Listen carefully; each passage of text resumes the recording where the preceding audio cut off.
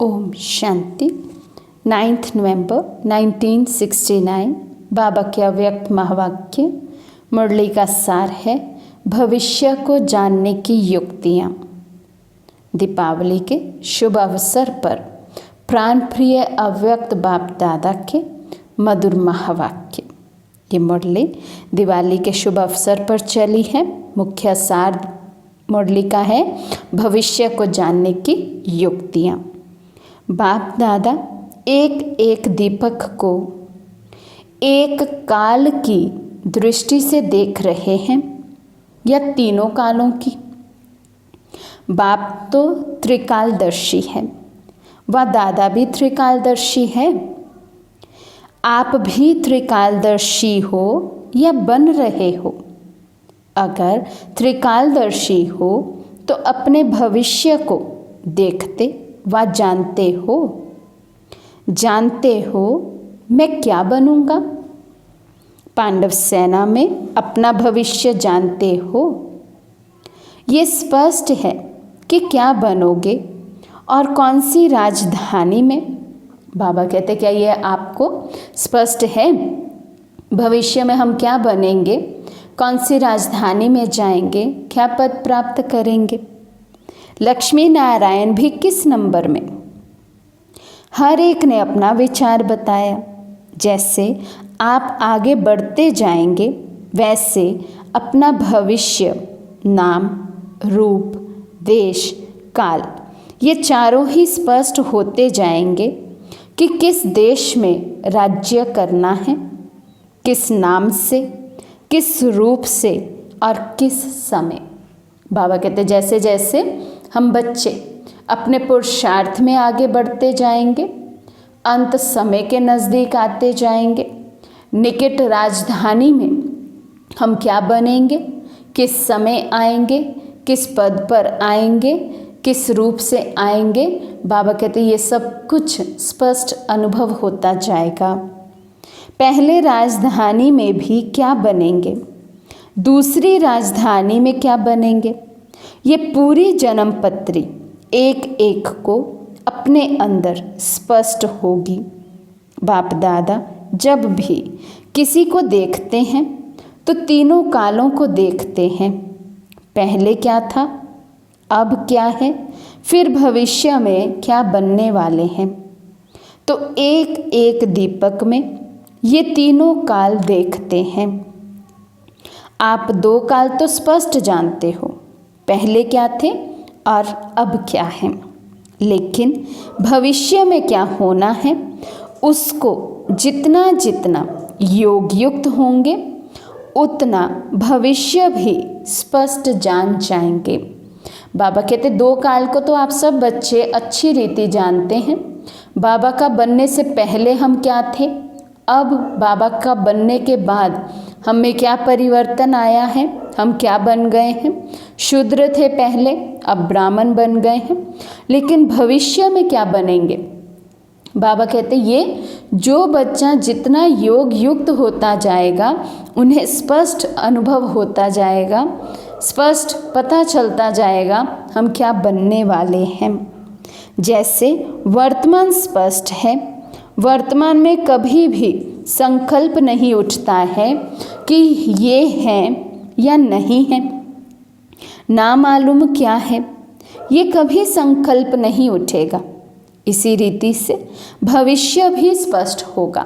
अभी हमें कितना स्पष्ट है कि अब हम शूद्र नहीं, अब हम ब्राह्मण हैं। तो बाबा कहते हैं इसके लिए कभी संकल्प नहीं उठता है कि हम बने हैं बाबा के या नहीं बने। बने सबको निश्चय मैं बाबा का बना हूँ। उसी रीति बाबा कहते भविष्य में भी क्या बनने वाले हैं ऐसे ही स्पष्ट अनुभव होगा। ऐसा स्पष्ट नशा हर एक की बुद्धि में नंबरवार आता जाएगा। जैसे साकार रूप में माँ बाप दोनों को अपना भविष्य स्पष्ट था, नाम भी, रूप भी स्पष्ट, देश भी स्पष्ट और काल भी स्पष्ट था। इतना स्पष्ट है कि किस संबंध में आएंगे, वह संबंध भी स्पष्ट किस रूप में सामने आएगा। अभी दिल में थोड़ा बहुत किस किस को आ सकता है, लेकिन कुछ समय बाद ऐसे ही निश्चय बुद्धि होकर कहेंगे कि ये होना ही है। बाबा कहते अभी तो संकल्प आता है, कई बार संकल्प आता है कि ये होने का है, ये नहीं होने का है, और वो सिद्ध भी हो जाता है। लेकिन भविष्य में बाबा कहते इतना स्पष्ट अनुभव हो जाएगा जैसे वो वर्तमान चल रहा हो, ये ही होना है भविष्य में भी। अगर अभी आप कहेंगे भी तो दूसरे निश्चय करें या ना करें, लेकिन थोड़े समय में आपकी चलन, आपकी तदबीर जो है वे आपके भविष्य तस्वीर को प्रसिद्ध करेगी। वर्तमान भल कोई हमारी बात पर निश्चय करे या नहीं करे, लेकिन बाबा कहते जो भविष्य आने वाला है उसमें हम निश्चय बुद्धि बच्चों की चलन ऐसी हो जाएगी, रहना करना बोलना ऐसा हो जाएगा कि दूसरी आत्माओं को भी स्पष्ट अनुभव होगा कि ये बनने वाले हैं, इनकी तकदीर में ये है। अब तदबीर और भविष्य में कुछ फर्क है, लेकिन जैसे जैसे समय और आपका पुरुषार्थ समान होता जाएगा तो फिर कोई को संकल्प नहीं उठेगा। जैसे अभी हम कहें किसी को हम भविष्य में देव कुल के घराने में जाने वाली आत्माएं हैं, देव पद पाने वाली आत्माएं हैं, बाबा कहते अभी तो कोई निश्चय करेगा, कोई नहीं करेगा हमारी बात पर। लेकिन यदि हमारा समय, जो समय प्रमाण हमारा पुरुषार्थ होना चाहिए, वही पुरुषार्थ यदि होगा, उसी स्पीड से होगा जिस समय जैसा पुरुषार्थ चाहिए, तो बाबा कहते भविष्य में ऑटोमेटिकली आत्माओं को दिखने लग जाएगा कि ये पद पाने वाले हैं। तो उनका संकल्प उठेगा ही नहीं, ये तो ऐसे ही बोलते हैं, पता नहीं ये बनेंगे या नहीं, देखने में तो नहीं आता ये ऐसा बनेंगे। बाबा कहते ये संकल्प आएगा ही नहीं। आप सभी ने दीपमाला मनाई। दीपमाला पर क्या करते हैं? एक दीप से अनेक दीप जगाते हैं, तो अनेकों का एक के साथ लगन लगता है, यही दीपमाला है। अगर एक एक दीपक की एक दीपक के साथ लगन है तो यही दीपमाला है।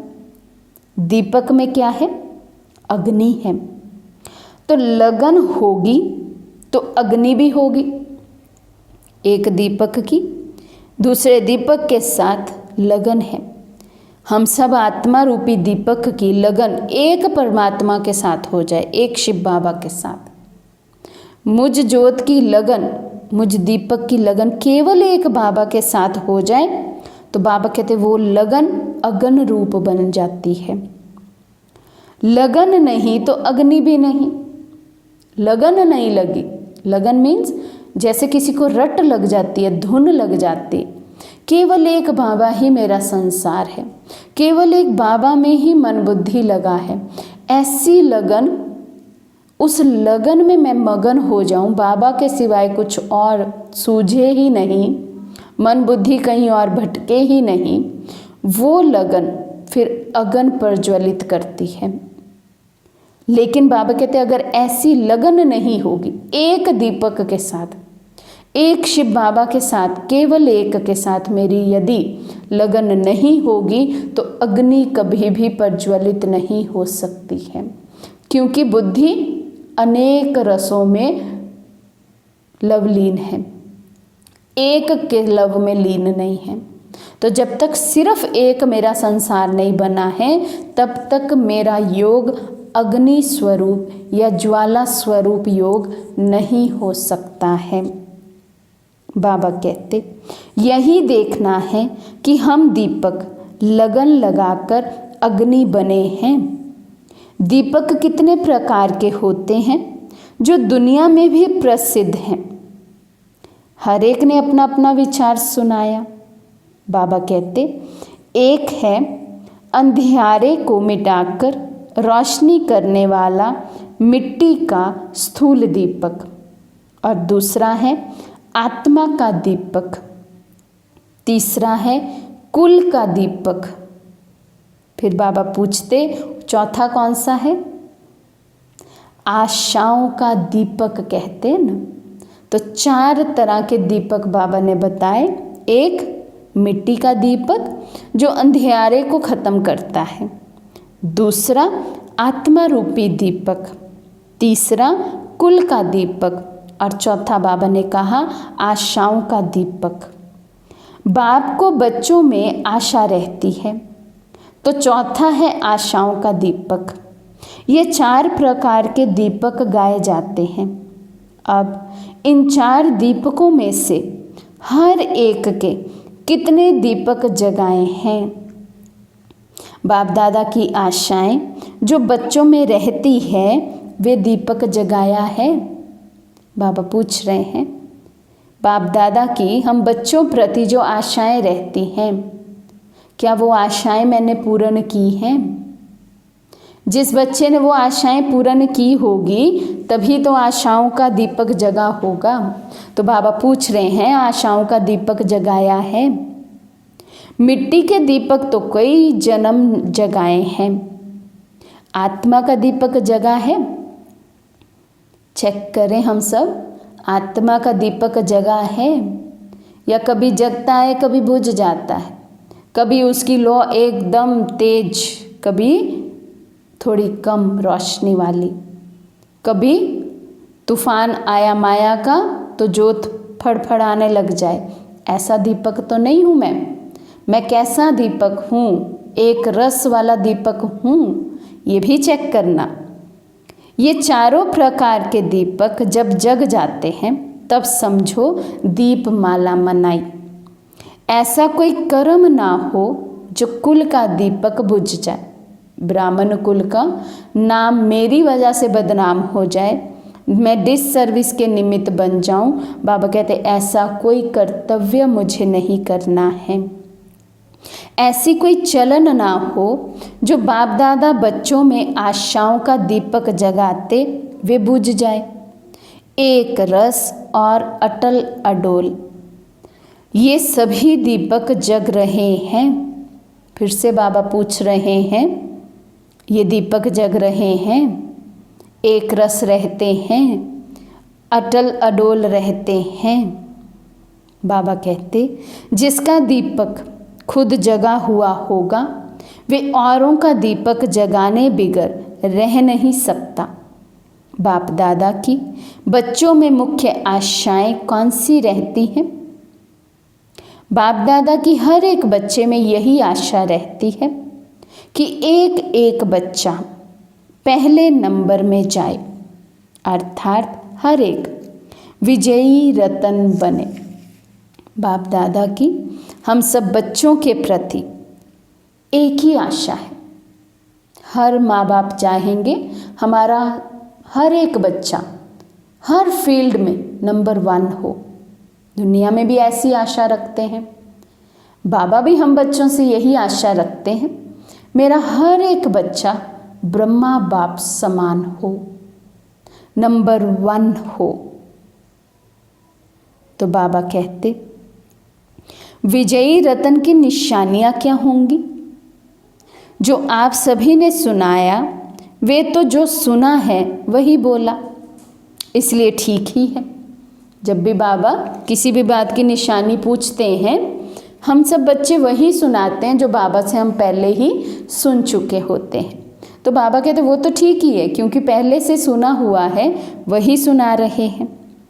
जो विजयी होगा उनके लक्षण तो आप सभी ने सुनाए, लेकिन साथ साथ विजयी उनको कहा जाता है जो खुद तो विजय प्राप्त किया हुआ हो, लेकिन औरों को भी अपने से आगे विजयी बनाए।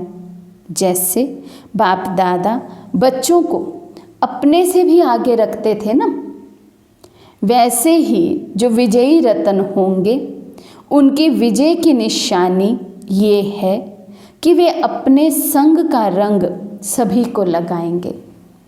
तो अब इस रीति हम चेक करें स्वयं को, हम विजयी रतन हैं। हमारे संग का रंग अन्य आत्माओं को ऐसा लगता है कि वे भी बाप की बन जाएं, या अन्य आत्माओं का रंग हम पर आ जाता है। हम लौकिक में लौकिक वालों की तरह बिहेव करते हैं, व्यवहार में आते हैं, या फिर लौकिक में रहते अलौकिक बिहेव करते हैं, व्यवहार में आते हैं। क्या रिजल्ट है, हम सब अपने को चेक करें, क्योंकि लौकिक में लौकिक रीति से ही बिहेवियर में आना, व्यवहार में आना, माना उन आत्माओं का रंग मुझ पर लगना। लेकिन लौकिक में भी अलौकिक रहना, जिसको बाबा न्यारापन कहते हैं, वो है मेरे रंग का, मेरे संग का रंग उन पर लगना। मेरे जाने से वहाँ का माहौल अलौकिक हो जाए। तो बाबा कहते विजयी रत्नों की ये निशानी होगी, उनके संग का रंग अन्य आत्माओं पर चढ़ेगा, जिसके प्रभाव से अन्य आत्माएं बाबा पर प्रभावित हो जाएंगी। तो बाबा कहते वैसे ही जो विजयी रत्न होंगे, उनकी विजय की निशानी ये है कि वे अपने संग का रंग सभी को लगाएंगे। जो भी सामने आए वे विजयी बनकर ही निकले। ऐसे विजयी रत्न विजय माला के किस नंबर में आते हैं? खुद तो विजयी बने हैं, लेकिन और भी आपके संग के रंग से विजयी बन जाएं, यही सर्विस रही हुई है। ऐसे नहीं कि कोर्टों में कोई ही विजयी बनेंगे, लेकिन जो जैसा होता है वैसा ही बनाता है।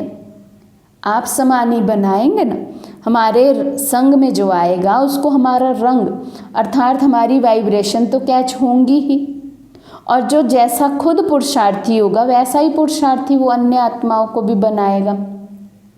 जितना मेरे में योग बल जमा होगा उतना ही तो मेरे को किसी को सुनाने का प्रभाव पड़ेगा। तो बाबा कहते हैं हर एक आत्मा आप समान बनाती है। तो जितने हम विजयी बने होंगे वैसी ही मेरी रचना होगी। यदि हम ही छोटी मोटी बातों में डगमग हो जाते होंगे तो मेरी रचना जो होगी वो भी डगमग होने वाली होगी। लेकिन यदि मैं अटल अडोल हूँ, अचल हूँ, तो मेरी रचना भी ऐसी ही होगी, मेरा प्रभाव अन्य आत्माओं पर भी ऐसा ही होगा। इसलिए बाबा ने कहा जो खुद जैसा होता है वो अन्य आत्माओं को भी वैसा ही बनाता है। ऐसे विजयी रतन जो अनेकों को विजयी बना सके वही माला के मुख्य मन के हैं। तो विजयी की निशानी है आप समान विजयी बनाना। अब हम चेक करें हमारे पीछे कितनों की लाइन है जो विजयी बने हों। माया की हर परिस्थिति में विजयी, निश्चय बुद्धि होने में विजयी, पुरुषार्थ में विजयी, परिवर्तन में विजयी, कितनी बातों में विजयी बने हो। आप समान कितने बनाए हैं बाबा पूछ रहे हैं, आज हिसाब मांग रहे हैं बाबा। तो हम बाबा को हिसाब दें, मैं जैसा विजयी बना हूँ मैंने कितने विजयी बनाए हैं। अभी ये सर्विस रही हुई है, अनेकों को विजयी बनाना है, सिर्फ खुद को नहीं बनाना है। दीपमाला में पूरी दीपमाला जगी हुई होती है ना। जब दीपमाला कहा जाता है तो अनेक जगे हुए दीपकों की माला हर एक ने गले में डाली है। दीपमाला का ना माला है वो दीपकों की। तो बाबा कहते हैं हर एक ने अपने गले में विजयी माला डाली है ऐसे दीपक जिनकी जोत मैंने जगाई हो। जोत से जोत जगती है ना दीपमाला में, दीपक से दीपक जगता है। तो कितनों की जोत मैंने जगाई और कितनों की जगी हुई है। ऐसे तो नहीं जगाई, थोड़ी दिन जगी फिर बुझ गई है। उनको भी चेक करना है, उनको भी फिर से जगाना है। तो और जगे रहें अब वो, ऐसा पुरुषार्थ करना और कराना है। ऐसे जगे हुए दीपकों की माला हर एक रतन अपने गले में जब डालेंगे तब विजय का नगाड़ा बजेगा।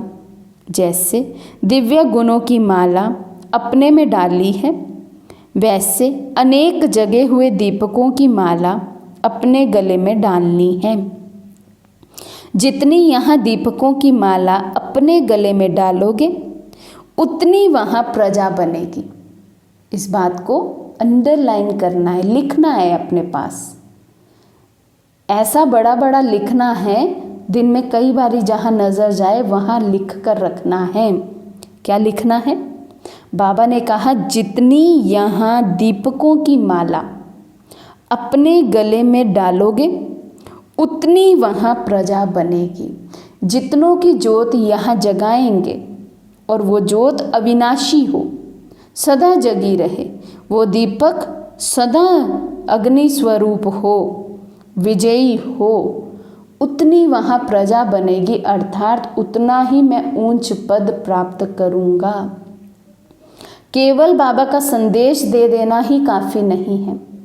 संदेश देने के बाद ऐसी पालना उन आत्माओं की करें जो वो दीपक सदा जगे रहे। वो है मेरी विजयी होने की निशानी। बाबा कहते कोई कोई माला बहुत लंबी चौड़ी होती है, कोई सिर्फ गले में पहनने तक होती है। तो माला कौन सी पहननी है? बाबा कहते बहुत बड़ी वाली। छोटी छोटी सी मालाएं बाबा को पसंद नहीं है, केवल अपने तक ही रहे, वो नहीं। बड़ी बड़ी मालाएं बाबा को पसंद है। एक एक बच्चे के गले में बाबा कहते लंबी लंबी माला होनी चाहिए चैतन्य दीपकों की। ऐसी माला से अपने आप को श्रृंगार करना है। कितने दीपकों की माला अब तक डाली है? बाबा पूछ रहे हैं। देखो सब अपने गले, कितने दीपकों की माला है गले में? काउंट करो, काउंटिंग बताओ बाबा को। गिनती कर सकते हो व अनगिनत हैं? पूछ रहे हैं बाबा कितनी है? छोटी सी तो गिनती कर सकते हैं, अनगिनत हो तो कितनी लंबी माला होगी। अविनाशी दीपकों की, सिर्फ संदेश लेने वाले दीपकों की नहीं, वो जो विजयी बने हों। दीपक भी अच्छे वे लगते हैं जो तेज जगे हुए होते हैं। टिम टिम करने वाले अच्छे नहीं लगते। अच्छा, मधुबन के फूलों में विशेषताएं क्या होनी चाहिए? नाम ही है मधुबन, तो पहली विशेषता है मधुरता। मधुरता ऐसी चीज़ है जो कोई को भी हर्षित कर सकते हैं। मधुरता को धारण करने वाला यहाँ भी महान बनता है और वहाँ भी मर्तबा पाता है। मधुरता वालों को सभी महान रूप से देखते हैं। तो ये मधुरता का विशेष गुण होना चाहिए। मधुरता से ही मधुसूदन का नाम बाला करेंगे। ये मधुबन नाम है ना, मधु अर्थात मधुरता। और वन में क्या विशेषता होती? वन में वैराग्य वृत्ति वाले जाते हैं। जंगल में, वन में बाबा कहते वैराग्य वृत्ति वाले जाएंगे ना, तो जितनी ही मधुरता हो उतना ही वैराग्य वृत्ति वाला भी हो। ऐसे नहीं मधुरता हो और सब में फिर खुद ही मोहित होते रहें, ऐसी मधुरता भी नहीं चाहिए। तो बेहद की वैराग्य बुद्धि भी चाहिए। फिर इससे सारी बातें आ जाएंगी और आप सभी को कॉपी करने के लिए यहाँ आएंगे। सभी सोचेंगे ये कैसे ऐसे बने हैं, मधुरता भी हो, वैराग्य वृत्ति भी हो। बाबा कहते इतना बैलेंस हो, और फिर सब आपको देखकर सोचेंगे इतने बैलेंस वाले ये कैसे बन गए। सभी के मुख से निकलेगा कि मधुबन तो मधुबन ही है। तो ये दो विशेषताएं धारण करनी है। कौन सी दो विशेषताएं? मधुरता और बेहद की वैराग्य वृत्ति।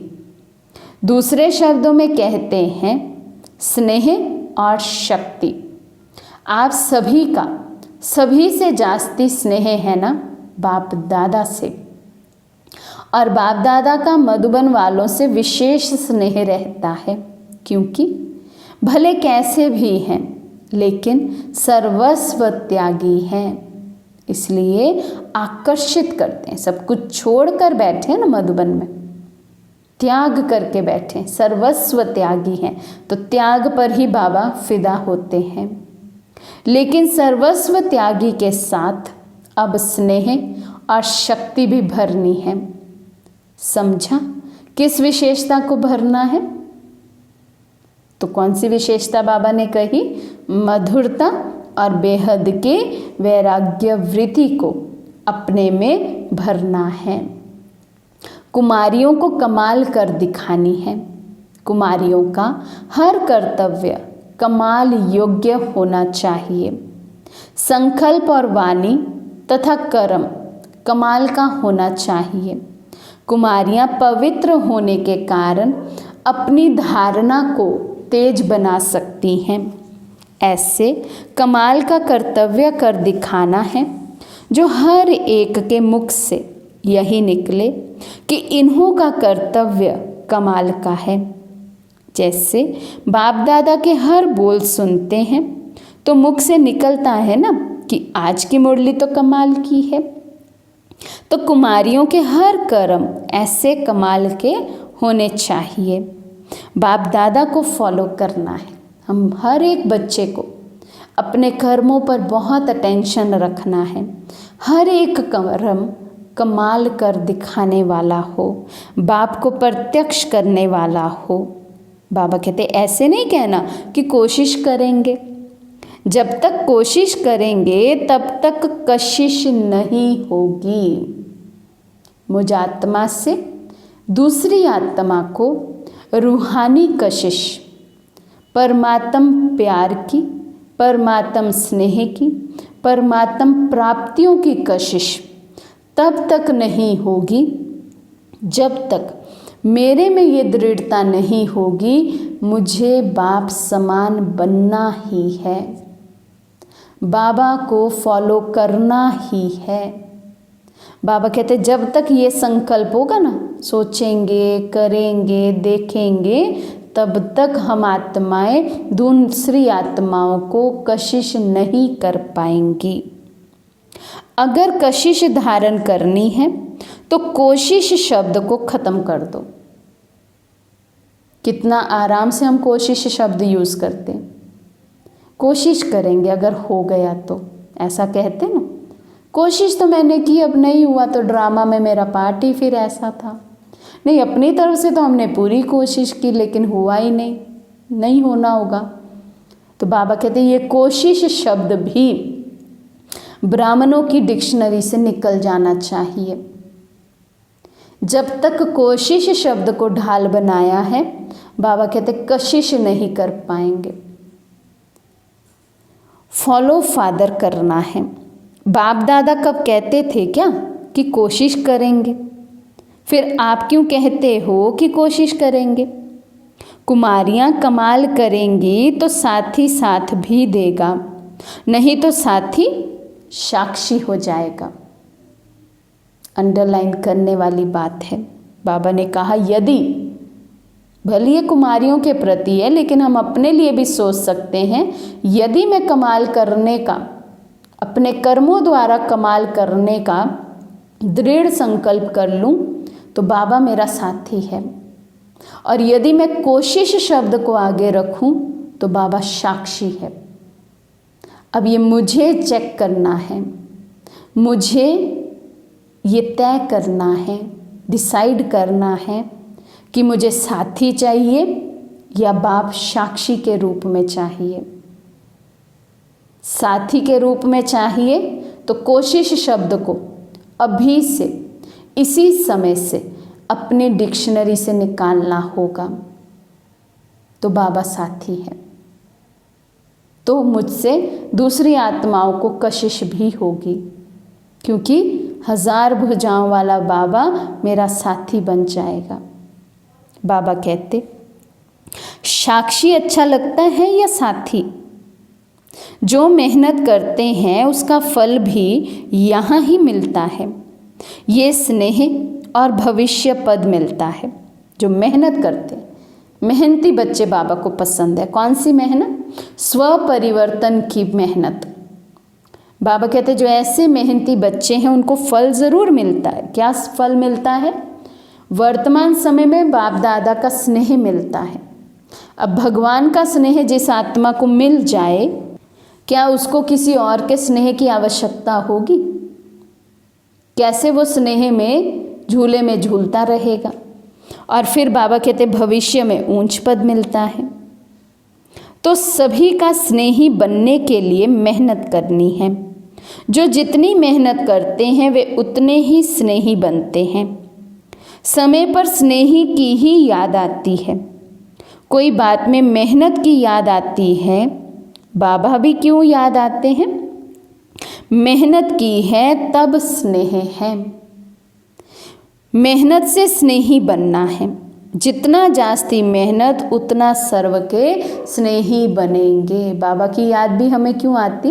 क्योंकि बाबा कहते मैंने तुम पर मेहनत की है। कितनी मेहनत करता हूँ, रोज़ सुबह से लेकर रात तक आपके परिवर्तन के लिए आप पर मैं कितनी मेहनत करता हूँ, इसलिए आपको मेरे से स्नेह है। ऐसे ही हम भी जब मेहनत करेंगे स्व परिवर्तन की, अन्य आत्माओं का स्नेह हमें मिलेगा। उन्हें भी ये फीलिंग आएगी ये अपने प्रति कितनी मेहनत कर रहे हैं, अपने पुराने संस्कारों को छोड़ने की मेहनत कर रहे हैं, पुरुषार्थ में लगन में मगन और मगन से अगन जगाने की कोशिश कर रहे हैं। तो बाबा कहते आप सर्व के स्नेही बन जाएंगे। तो जितना जास्ती मेहनत उतना सर्व के स्नेही बनेंगे। मेहनत का फल ही स्नेह है। जो मेहनत करते हैं उनको हर एक स्नेह की नज़र से देखेंगे। जो मेहनत नहीं करेंगे उनको स्नेह की नज़र से नहीं देखेंगे। स्टूडेंट को टीचर के गुण ज़रूर धारण करने हैं। हम सब गॉडली स्टूडेंट हैं। भगवान हमारा टीचर है। टीचर के गुण बाबा कहते स्वयं में हमें ज़रूर धारण करने हैं। स्नेह ही संपूर्ण बनाता है। अर्थात जो आत्मा मेहनत करती है वही संपूर्ण बनती है। क्योंकि बाबा ने कहा जो मेहनती हैं उन्हें ही सबका स्नेह मिलता है। स्नेह हमें संपूर्ण बनाता है। स्नेह के साथ फिर शक्ति भी चाहिए। दोनों का जब मिलन हो जाता है तो स्नेह और शक्ति वाली अवस्था अति न्यारी और अति प्यारी होती है। जिसके लिए स्नेह है उसके समान बनना है। ये स्नेह का सबूत है। बाबा से हमें स्नेह है तो बाबा कहते इसका सबूत दो मुझे। अब सबूत क्या है? बाप समान बन जाना। इसमें अपने को चेक करना है कहाँ तक हम समानता में समीप आए हैं। बाबा की और मेरी समानता की परसेंटेज कितनी है? कितना मैं बाप समान बना हूँ, उतना ही बाबा कहते समीपता होगी। जितना जितना समानता में समीप होंगे उतना ही समझो कर्मातीत अवस्था के समीप पहुँचेंगे। क्योंकि बाबा क्या है? कर्मातीत। ब्रह्मा बाबा। फॉलो किसको करना है? ब्रह्मा बाबा को। अपने और बाबा के पुरुषार्थ को मैच करना है। अपने और बाबा की स्थिति को मैच करना है। समीपता को मैच करना है। तो जितने समीप उतने ही हम अपनी कर्मातीत अवस्था के भी समीप हो जाएंगे। यही समानता का मीटर है।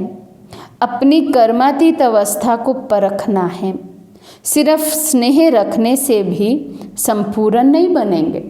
स्नेह के साथ बाबा ने कहा शक्ति भी ज़रूरी है समानता लाने के लिए।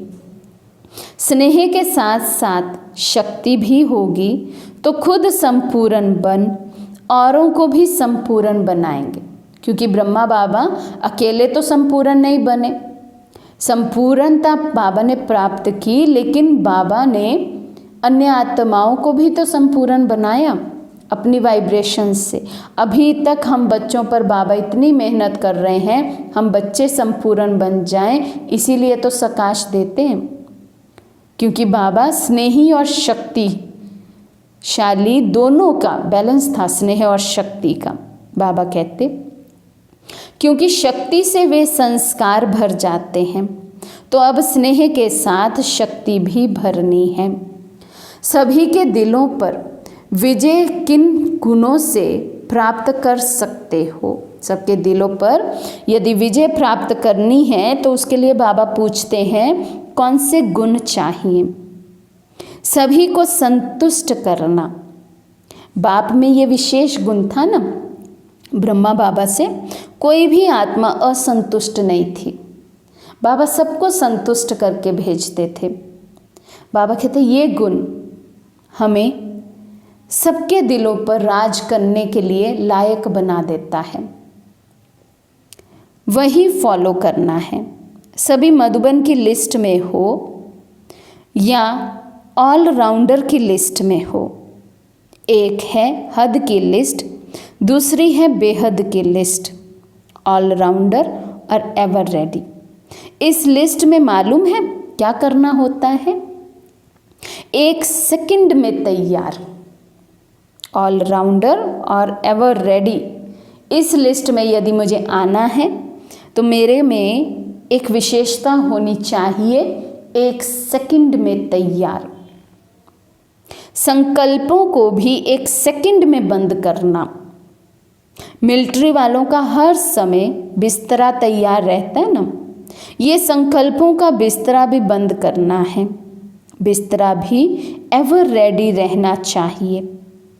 एवर रेडी बनने वालों का संकल्पों का बिस्तरा तैयार रहना चाहिए। कोई भी परिस्थिति हो उसका सामना करने के लिए पेटी बिस्तरा तैयार हो। अच्छा, रूहानी बच्चों, तुम आत्माओं को वाणी से परे अपने घर जाने के लिए पुरुषार्थ करना है। इसलिए इस पुरानी दुनिया में रहते देह और देह के संबंधों से उपराम चित होना है। पतित दुनिया में रहते हुए बाप पवित्र बनने की शक्ति देते हैं। पुरुषार्थ करके तुमको सदा पवित्र बनना है। बच्चे, सदैव गुण ग्राहक बनना है। स्तुति निंदा, लाभ हानि, जय पराजय सभी में संतुष्ट होकर चलना है और रहम दिल बनना है। अच्छा, तो आज बाबा ने विशेष सेवा के लिए अटेंशन खिंचवाया है। सेवा के साथ साथ बाबा ने हमें हमारा भविष्य कैसे स्पष्ट नज़र आएगा वो भी बताया। सेवा के लिए बाबा ने कहा जैसे दीपमाला पर दीपक से दीपक जगाते हैं, और कौन सा दीपक अच्छा लगता है? जो तेज रोशनी देने वाला हो। इसलिए बाबा ने कहा अब ये सेवा रही हुई है, लेकिन रही हुई के साथ साथ ही बाबा ने हमें चेक करने के लिए भी कहा कि कितनी विजयी दीपकों की माला मैंने अपने गले में पहनी हुई है, वो चेक करूं। गिनती कर सकते हैं या अनगिनत दीपक हैं। उसमें विशेष बाबा ने कहा बाबा को लंबी लंबी मालाएं पसंद हैं। तो कितनों को आप समान विजयी बनाया है, आज बाबा ने हिसाब पूछा है। बाबा ने कहा कोशिश, ये जो शब्द है जब तक हम यूज़ करते रहेंगे प्रैक्टिकल में भी, तब तक हम किसी भी आत्मा को कशिश नहीं कर पाएंगे। इसलिए कोशिश शब्द को निकालना है। यदि कोशिश शब्द यूज़ करते हैं तो बाबा साक्षी हो जाता है, और यदि दृढ़ता को अपनाते हैं तो बाबा साथी बन जाता है। बाबा ने पूछा साक्षी पसंद है या साथी पसंद है? तो हमें भी अपना भविष्य स्पष्ट अनुभव होगा। उसके लिए बाबा ने कहा, जितना जो योग युक्त होंगे उतना ही वे अपने भविष्य को स्पष्ट देख सकेंगे। क्या बनने वाले हैं, किस रूप में भविष्य में आने वाले हैं, किस राजधानी में आने वाले हैं, तो हर एक बात बाबा कहते हैं उन्हें स्पष्ट अनुभव होगी। 4 दीपकों की बाबा ने बात की है। पहला दीपक बाबा ने कहा मिट्टी का जो स्थूल दीपक होता है जिससे अंधियारा खत्म होता है। दूसरा दीपक बाबा ने कहा आत्मा का दीपक। तीसरा कुल का दीपक और चौथा है आशाओं का दीपक। बाबा ने कहा स्थूल दीपक तो जगाते ही हैं, चेक ये करना है आत्मा का दीपक कितना जगा है। जितना मेरा दीपक जगा होगा, बाबा ने कहा उतना ही अन्य दीपकों को भी हम जगाएंगे। कुल का दीपक बाबा कहते ऐसा बनना है जो नाम बाला हो।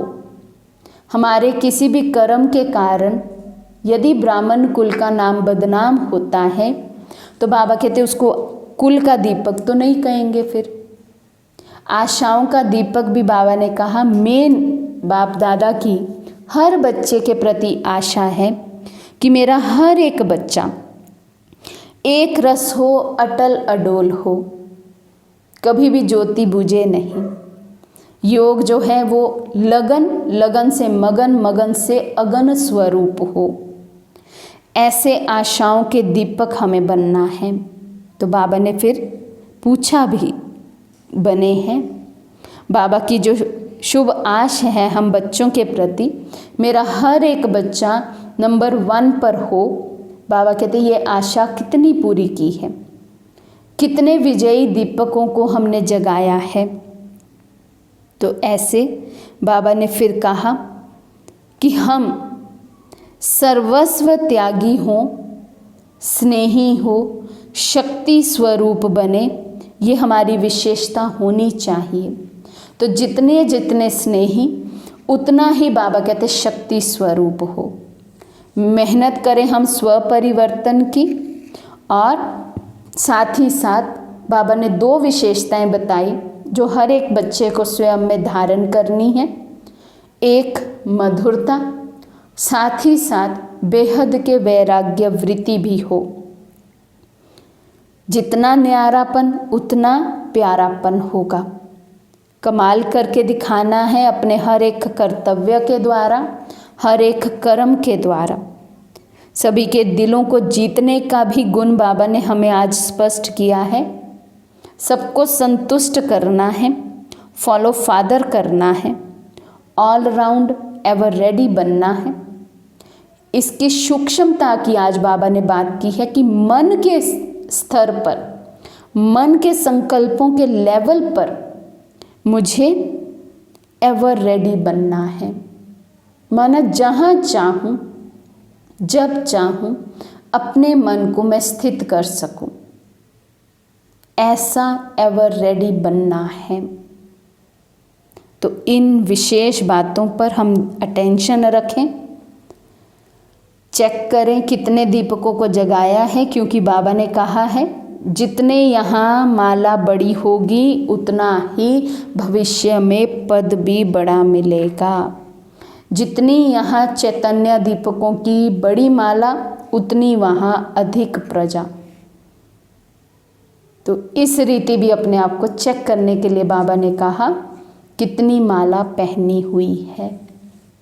तो अब ये जो रही हुई सर्विस है अन्य आत्माओं को कशिश करके बाप का बना देने की, अन्य आत्माओं को आप समान विजयी बनाने की, ये जो सेवा रही हुई है, इस सेवा पर अब हमें तत्पर रहना है। कोशिश शब्द खत्म कर दृढ़ता की शक्ति को अपनाकर बाबा को साथी बनाकर इस रही हुई सेवा को करना है। बाबा को स्नेह का सबूत देना है, बाप समान बनना है, फॉलो फादर करते हुए समीपता में आना है। अच्छा, ओम शांति।